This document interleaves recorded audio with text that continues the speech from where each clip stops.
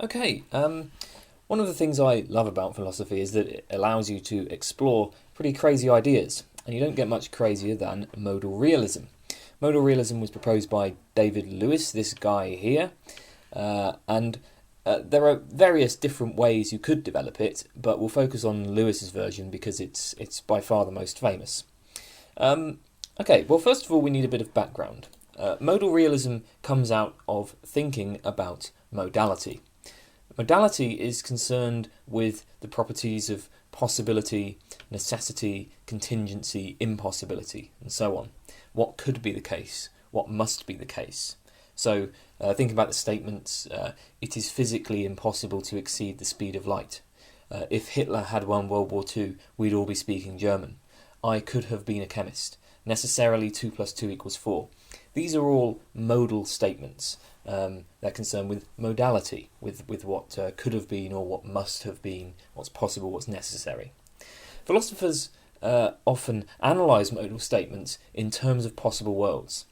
So the actual world is just the collection of everything there is. It's the familiar universe that we all live in. The whole universe, or the whole multiverse, if those multiverse theories are correct. A possible world is just a sort of universe or multiverse, if you like, in which things have happened differently. There is a possible world in which Hitler won World War II. There's a possible world in which I became a chemist. There's no possible world in which 2 plus 2 doesn't equal 4. If you've got two things and you've got two other things and you put them together, you get four things. That's a necessary truth. Or so many philosophers have thought. It could not be otherwise. Similarly, there's no possible world in which there are round squares. Round squares are just impossible, so they don't exist in any possible world. So we can say something like this. A proposition is necessarily true if and only if, that means if and only if, okay, with the two Fs, means if and only if and only if it's true in all possible worlds, in every possible world. 2 plus 2 equals 4 is true in every possible world. A proposition is possibly true if and only if it's true in at least one possible world. A proposition is contingently true if and only if it's true in at least one possible world and false in at least possible world, in at least one possible world. So something that's possible can be necessary, right? It's possible that 2 plus 2 equals 4, okay, but it's not contingent that 2 plus 2 equals 4, because if something is contingent, then it can be false. Something that's contingent can be false or it can be true. So something that's possible is true in at least one possible world, but it could be true in every possible world. Something that's contingent, true in at least one possible world, false in at least one possible world. Proposition is impossible, it's necessarily false if it's true in no possible world. So that's pretty simple. Furthermore, we can distinguish different kinds of possibility in terms of different sets of possible worlds. For instance, we can understand physical possibility in terms of those worlds that share our laws of physics. When we say that it's impossible to exceed the speed of light, we're considering only those worlds that have the same laws as ours. Other statements are still more restricted. If I say that I can't beat a grandmaster at chess, so it's not possible for me to beat a grandmaster at chess, we're presumably restricting ourselves to those worlds in which I have a similar degree of training at chess as I do in the actual world, namely not much training at all. And we're also considering only those worlds in which the grandmaster is playing to his normal standard, so he's not trying to let me win, he's not drunk or whatever. Okay, well, that's all well and good, but why does any of this matter? Well, there are many areas in philosophy where we can appeal to possible worlds to do philosophical analysis. Counterfactual statements are a good example. So, conditionals are statements of the form if X, then Y. And there are two basic types of conditional. Consider, if Captain Beefheart didn't write Trout Mask Replica, somebody else did. If Captain Beefheart hadn't written Trout Mask Replica, then somebody else would have. Those statements say very different things. The first is clearly true. Clearly somebody wrote Trout Mask Replica, so if it wasn't Captain Beefheart, it must have been somebody else. The second is presumably false. I mean, if it hadn't been for Captain Beefheart, we wouldn't have Trout Mask Replica. Nobody else would have made that album. So those are very different types of conditional. The first type of conditional is known as indicative conditionals. The second type are subjunctive or counterfactual conditionals, and they're so called because their antecedents, the first part here, are counter to the facts. We're saying what would be the case if things had gone different. So in formal logic, there have been a few different ways of analysing the sort of truth conditions of conditionals. The standard analysis is known as the material conditional.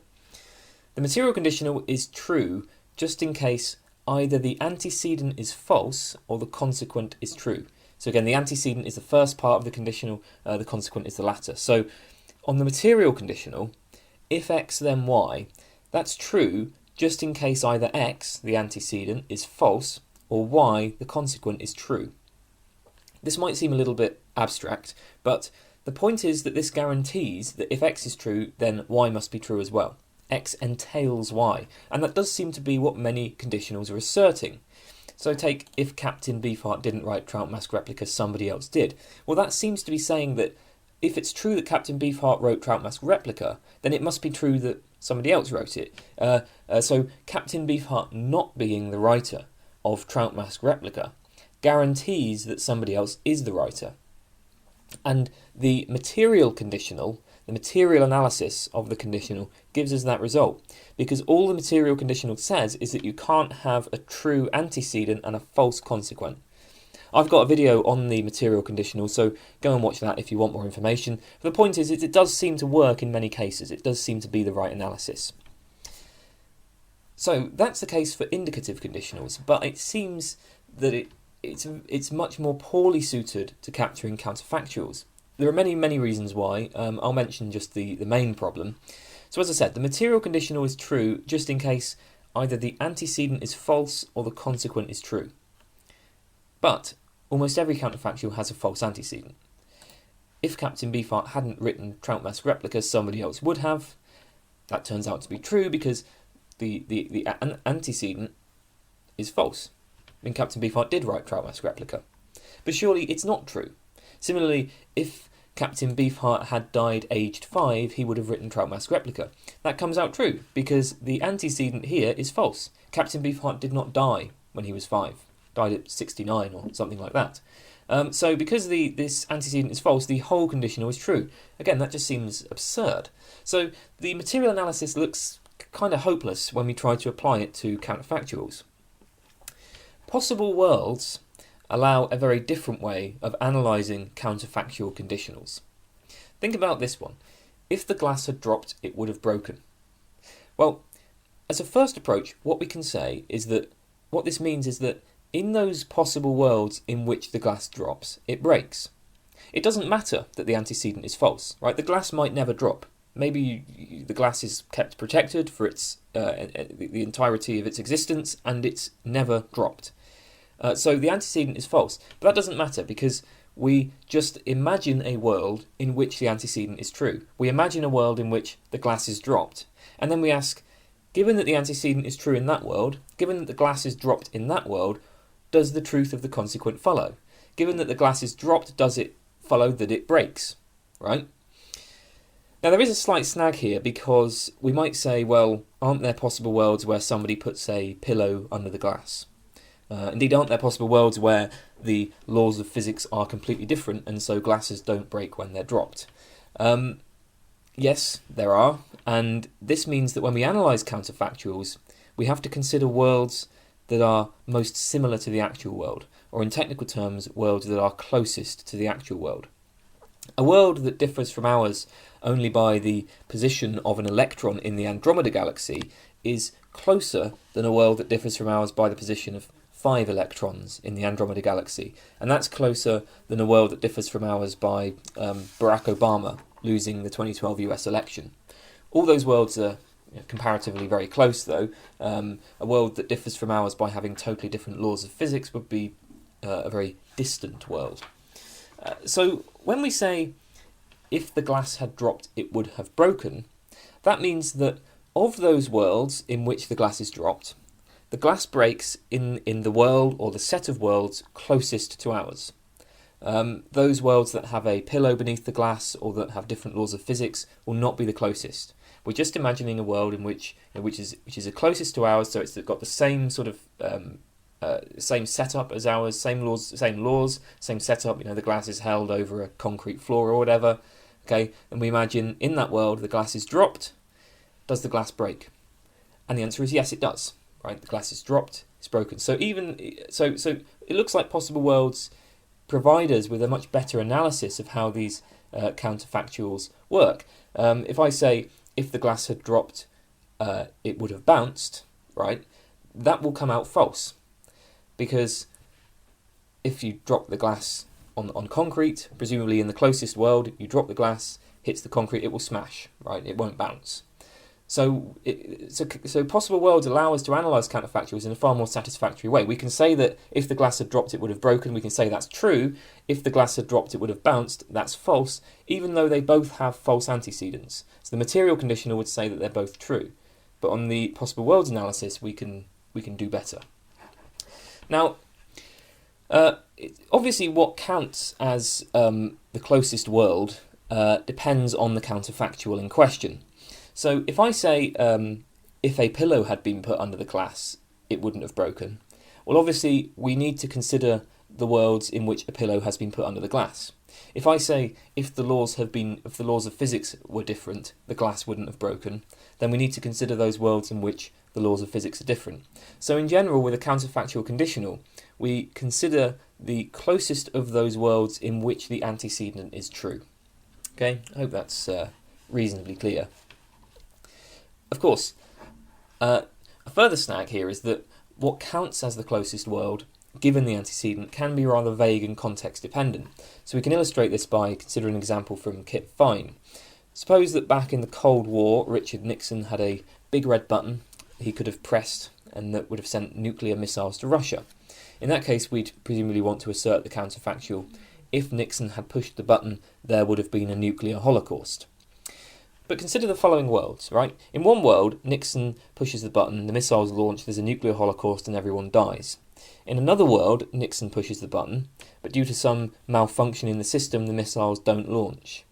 In another world, Nixon pushes the button, but then a miracle occurs and the nuclear missiles just spontaneously disappear. Now, the point is that all things considered, it looks like these latter two worlds are closer to the actual world than the world in which the nuclear holocaust happens. Okay, because, pretty clearly a nuclear holocaust didn't happen in the actual world. So even though these other two worlds have rather odd things going on in them, overall it looks like they're more similar. So what we can say is, well, we have to consider worlds that are closest to ours up to a particular point, right? When we evaluate the counterfactual, if Nixon had pushed the button, there would have been a nuclear holocaust, we require that the actual world and the possible world match up until the point Nixon pushes the button. Okay, similarly, if we take if an asteroid the size of the moon had struck the Earth 2 million years ago, humans would never have evolved.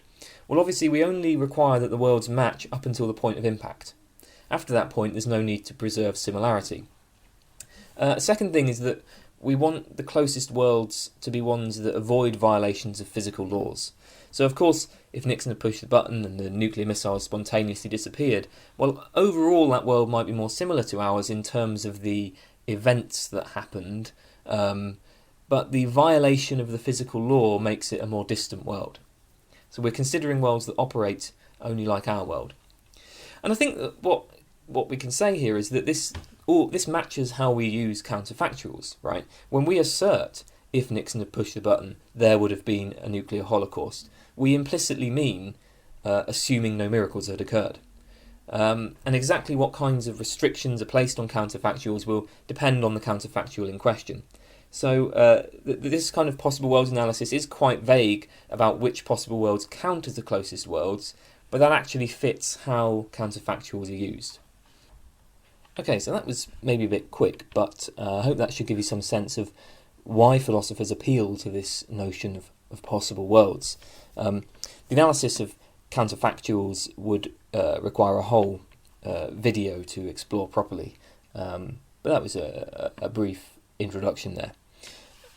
Okay, so now we face a question. what exactly is a possible world? I guess the intuitive answer is that possible worlds are tools that we've invented to help with the analysis of certain statements. They're a useful way of clarifying our concepts. So here's another question. What exactly makes modal statements true? What features of the world make modal statements true? We tend to think that a true statement requires a so-called truth maker. If a statement is true, there must be something in the world that makes it true. Hitler lost World War II is true because of certain facts about Hitler and facts about what happened during World War II. Grass is green is true because of the way that grass is. There's a wall in front of me. Whatever. I mean, these statements. The simple point is that truths don't just float free of the world. If a statement is true, that's because something makes it true. So, I say I could have been a chemist. What makes that true? I'm not a chemist.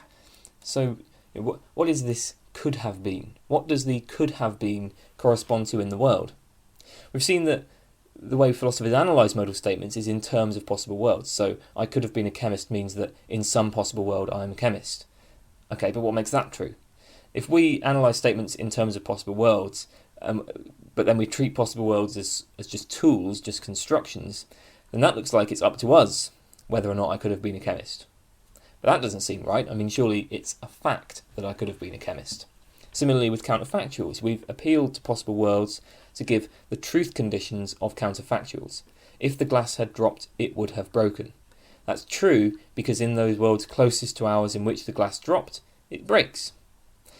If Captain Beefheart had not written Trout Mask Replica, somebody else would have, is false because in those worlds closest to ours where Captain Beefheart doesn't write Trout Mask Replica, nobody else writes it. It just doesn't get written.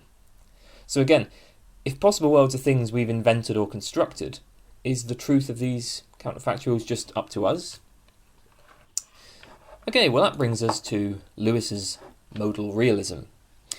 Essentially, modal realism is the claim that all possible worlds literally exist in just the same way that the actual world exists. So let's spell this out clearly, right? Modal realism. First of all, possible worlds are the same kind of things as the actual world. We might say that they are concrete rather than abstract. Lewis is actually a little bit cagey about saying that other possible worlds concretely exist, but that's only because he's unclear about what the concrete abstract distinction actually amounts to. His book on the plurality of worlds has quite a nice discussion of different ways of drawing that distinction.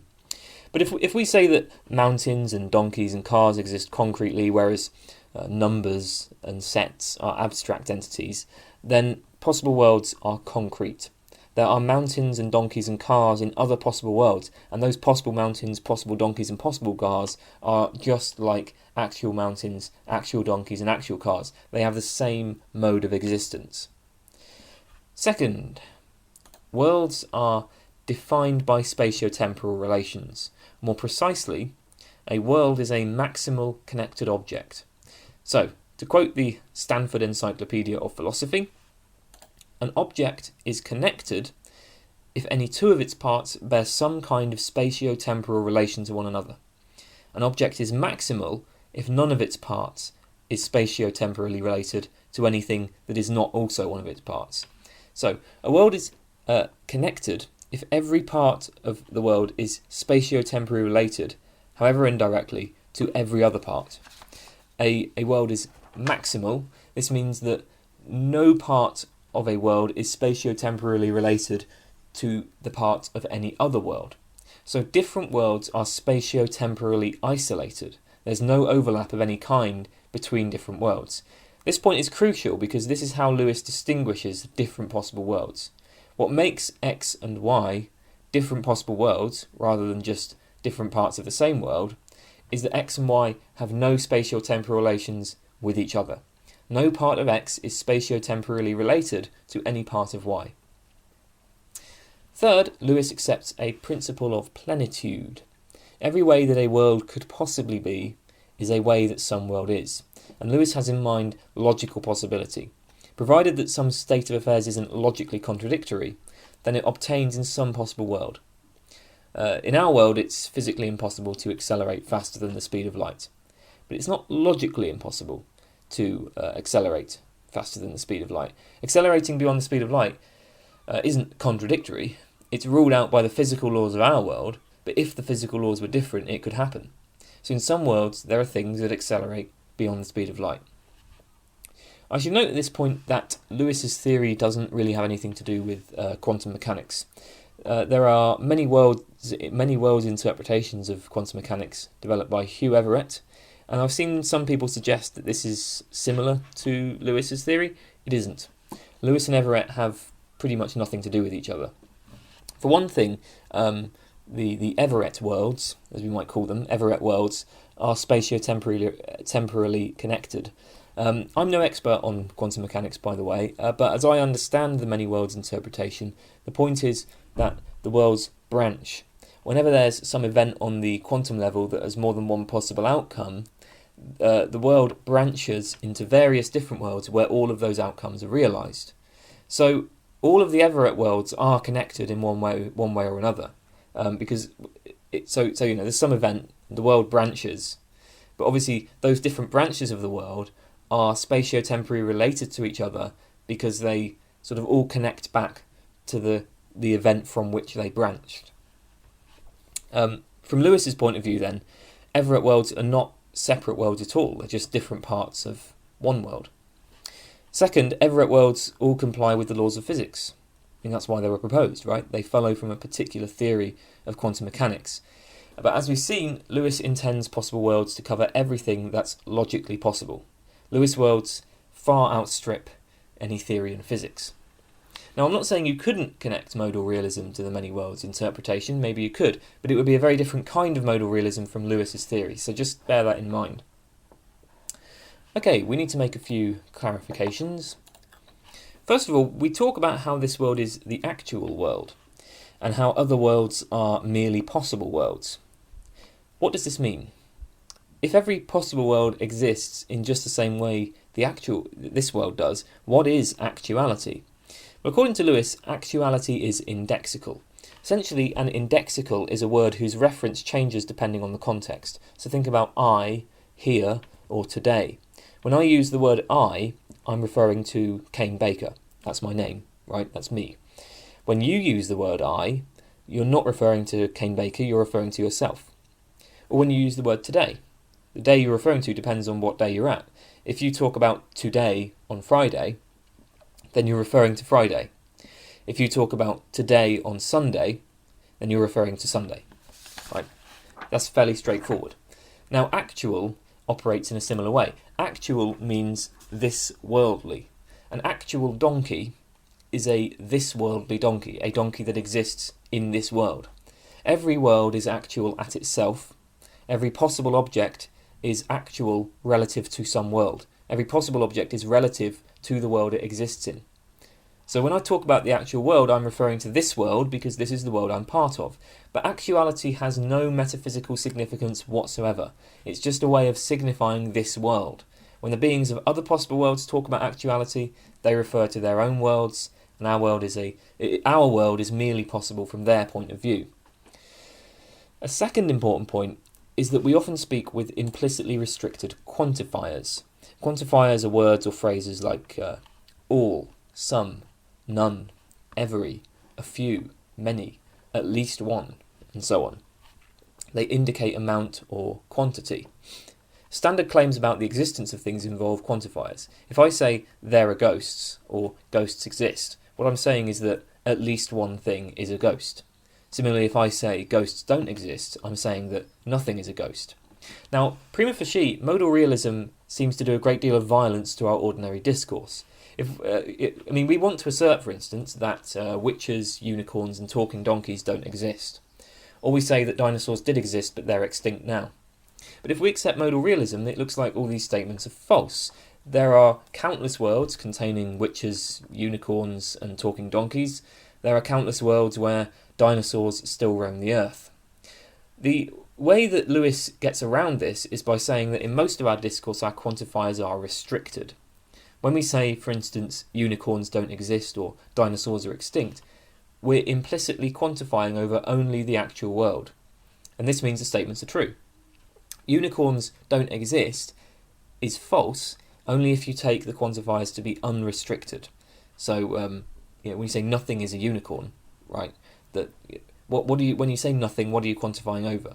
Well, if you're quantifying over everything, over all possible worlds, then unicorns don't exist is false. But that's not generally what somebody uttering that sentence would mean. When I say there are no unicorns, I mean there are no unicorns in this world. Now, this isn't simply ad hoc. Restricted quantification is perfectly standard, right? If I say there's no chocolate left, what I mean is there's no chocolate left in my house. Obviously, there are plenty of other houses with chocolate. So I'm restricting the quantifier to my house. I'm quantifying over only my house. Or it's illegal to drive on the right side of the road. Obviously, I'm quantifying over the country I live in, namely the UK. In other countries, driving on the right side of the road is perfectly legal. So similarly, we can save a lot of our ordinary beliefs and ordinary language by treating them as quantifying over only the actual world. In general, we rarely need to speak about possible worlds, so in general we're just talking about the actual stuff that there is. We're just talking about the actual world. It's also worth noting, by the way, that modal statements often involve restricted quantifiers as well. So if we speak completely unrestrictedly, then saying it's impossible to exceed the speed of light is false. In some worlds you can exceed the speed of light. But if we quantify over only those worlds that share our laws of physics, then it's true. So, third, there are difficulties with making sense of modal statements about individuals. On the framework of possible worlds, Hitler could have won World War II means there is a possible world in which Hitler won World War II. So it looks like we're saying that Hitler exists in various different possible worlds. In the actual world and in other possible worlds, Hitler loses World War II. In some possible worlds, he wins World War II. In some possible worlds, he becomes an artist, never gets involved in politics, and World War II never happens.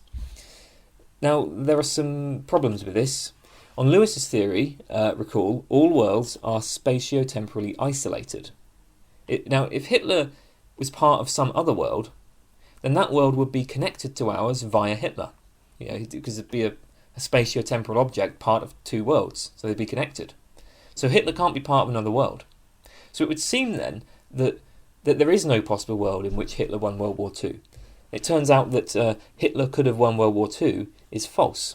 Hitler only exists in one world, namely this world, and in this world he lost World War II, so in no possible world did Hitler win World War II. But that can't be right. I mean, it's not a necessary fact that Hitler lost World War II. He could have won. So what do we do about this? Well, we could drop the assumption that worlds are spatio-temporally isolated. We could say that Hitler exists in many worlds. But then it's difficult to see how this might work. It looks like we're attributing... it looks like this would involve attributing contradictory properties to Hitler. We'd be saying, well, in this world, Hitler loses World War II. In other worlds, he wins. In other worlds, he never gets involved. But, I mean, how can that work? How can the same man both win and lose World War II and never get involved in World War II? And in some possible worlds, right, Hitler dies at the age of 1. So we have Hitler aged 40 is the same as somebody who's also dead at aged 1. I mean, this gets very difficult to figure out how that's supposed to work. So it seems like we don't want to say that Hitler literally exists in other possible worlds. Now, Lewis's answer to this is counterpart theory. The idea here is that it's not that Hitler himself, the Hitler of the actual world, is not that he exists in other possible worlds. Rather, the Hitler of the actual world has counterparts in other possible worlds. And modal statements about Hitler are true in virtue of facts about these counterparts. There's some possible world that's very much like our world. There's somebody who's in it who's very much like Hitler. Indeed, in some possible worlds, there are exact duplicates of Hitler. There's a possible world that's exactly the same as our world, except that an atom in the Andromeda galaxy is in a slightly different place. So there are countless exact duplicates of Hitler who did the same things as Hitler. Then there are people who are very much like Hitler, but who did different things to him. And there are people who sort of had the similar history as Hitler up until the age of, say, 5, but then had a very different upbringing and so ended up completely unlike him. All of these people are counterparts of Hitler. Now, Hitler could have won World War II is true if and only if, for some possible world, some counterpart of Hitler in that world won World War II. The reason why it was possible for Hitler to have won World War II is that in some possible world, a counterpart of Hitler won World War II. Now, counterparts are determined by similarity. So Hitler's counterparts are simply it's the set of beings who are relevantly similar to Hitler. Of course, relevantly similar is indeterminate. It's vague. It's context dependent. So who counts as the counterpart of Hitler will depend on the context. There are different counterpart relations. Notice that this has the consequence that there aren't fixed facts about which properties are necessary and which properties are contingent. We might say, for instance, that Captain Beefheart is necessarily human. It's part of the essence of Captain Beefheart that he's a human. Something that isn't human couldn't be Captain Beefheart. That's a pretty sort of standard claim. Socrates is necessarily a man. That's part of the essence of Socrates. Simply with Captain Beefheart, it's necessarily human.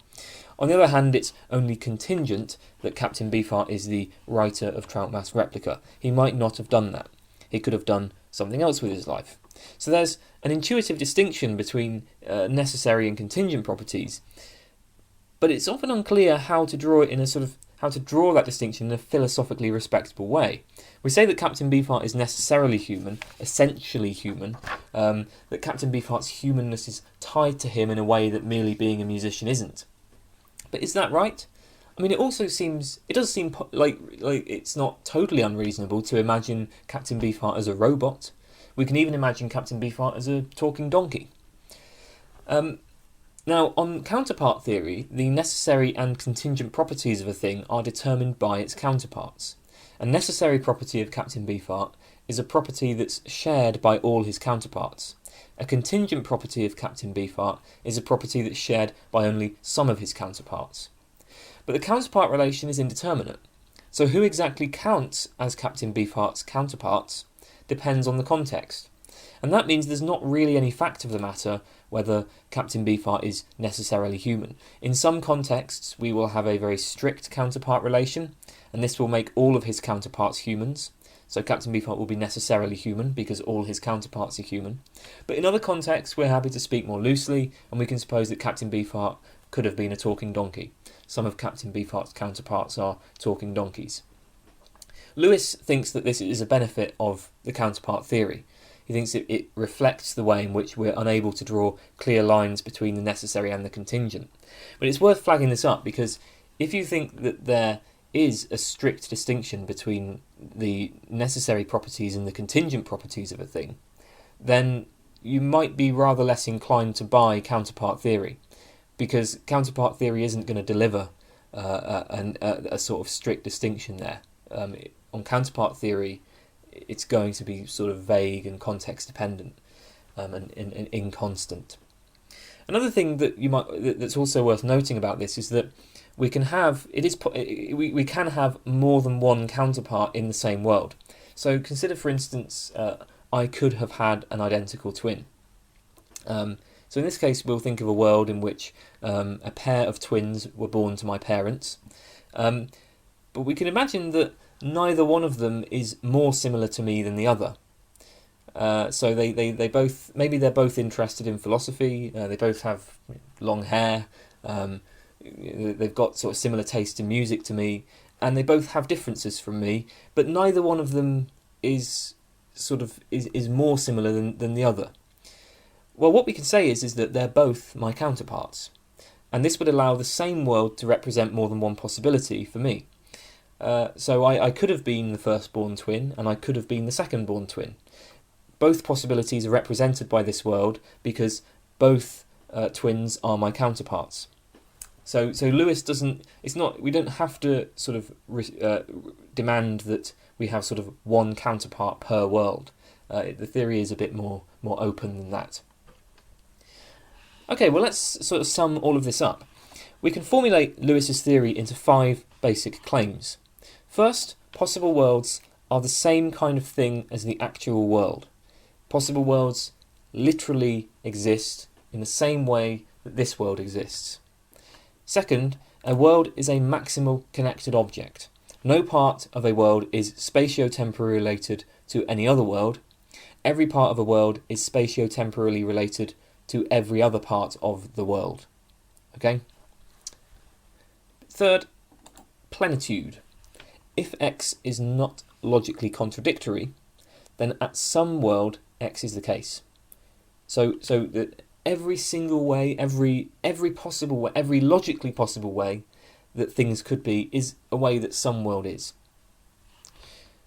Fourth, actuality is indexical. There's no metaphysical difference between the actual and the possible.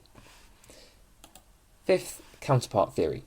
Modal statements about individuals are made true by the properties of counterparts of those individuals at other worlds.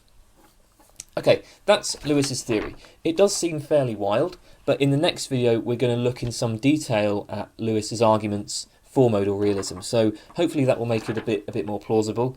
I mean, we've already seen some ways in which the notion of possible worlds can be used to help with philosophical analysis. That's all for now. But watch the next video. We'll look at some of Lewis's positive arguments for why we should accept this rather wild ontology. Okay, thanks for watching. Goodbye.